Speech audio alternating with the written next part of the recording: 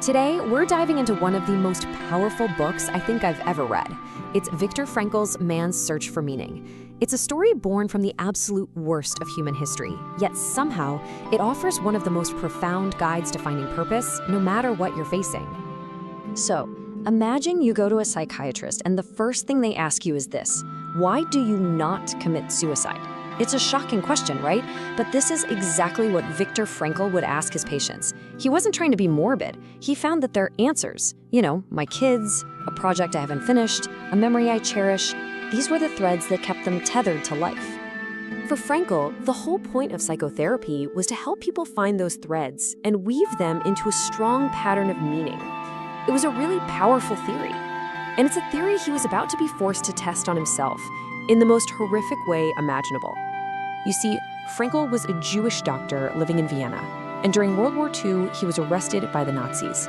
He was sent to a series of concentration camps, including the infamous Auschwitz. And there, a terrifyingly systematic process began to completely erase who he was. The moment they arrived, they had to give up everything. Their watches, their rings, their family pictures, everything. Frankl even had a manuscript for a book, his entire life's work, hidden in his coat.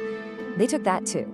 And in that moment, he said he felt like he had to strike out his whole former life. So once your possessions were gone, what's next? Well, next, they took their papers. Passports, IDs, professional licenses, any official proof of who they were in the world just vanished. They weren't doctors or artists or fathers anymore. They were just prisoners. And then came the final step, the ultimate act of dehumanization. They took their names. The guards never bothered to learn a name. They just looked at the number tattooed on their arm or sewn to their uniform. This became Viktor Frankl's new identity. A brilliant doctor, a husband, a son, all of it was gone. He was reduced to a number, not a person, just an interchangeable part in a machine of death. So with everything stripped away, their belongings, their status, their very names, the prisoners were left with literally nothing but their own bare existence. Frankl called it a naked life. But here's the thing. It was right here, in this absolute pit of despair, that Frankl made a discovery that would change psychology forever. He asked himself, when everything is taken from you, what is left? Frankl describes this really chilling psychological state. After the initial shock wore off, this weird apathy took over. The horrors became normal. And eventually, even the gas chambers weren't that terrifying anymore. For a lot of people, they just represented a way to finally end the suffering. And that's the question at the very heart of this book.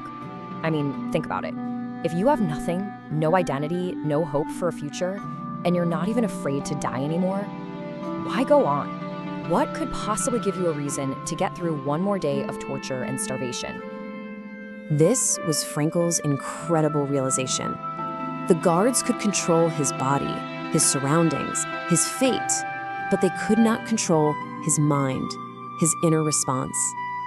He realized that no matter what they did to him, he still had the ultimate freedom to choose how he would face it.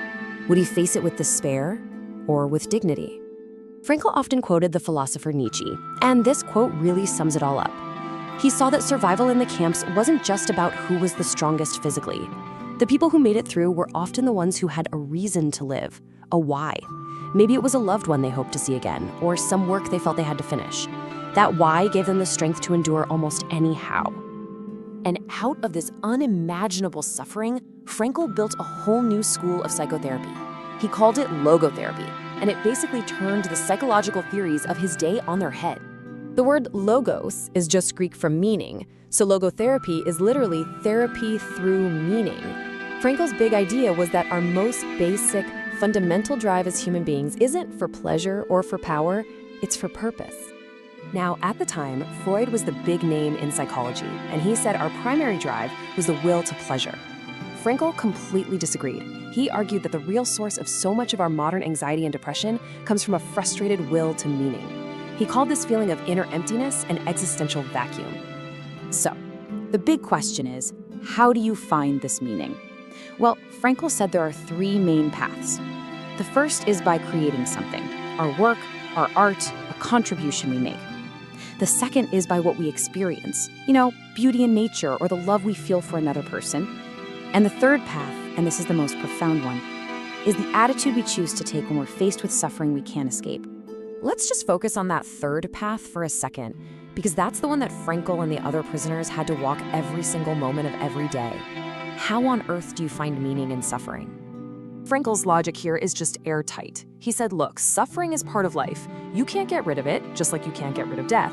So if life as a whole has meaning, then suffering as a part of life must also hold the potential for meaning. It all comes down to how we respond to it.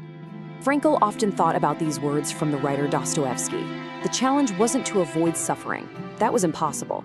The challenge was to bear it in a way that it became some kind of inner achievement. It was about proving to yourself that even in the darkest place on earth, you could hold on to your humanity. In the end, Frankel's message is just one of incredible hope. He shows us that meaning isn't something you just stumble upon one day. It's something you have to actively create, especially when things get tough. His story holds up a mirror to all of us, and it asks a very simple but very difficult question. What is the why that gives you the strength to bear your how?